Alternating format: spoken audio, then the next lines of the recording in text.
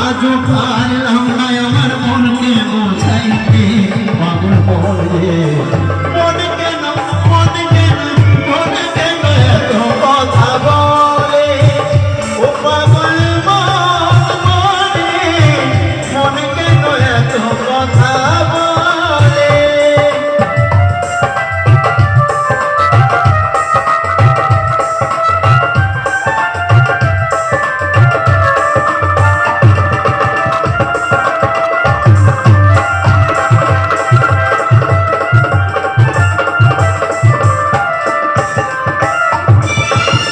আশিতলা সে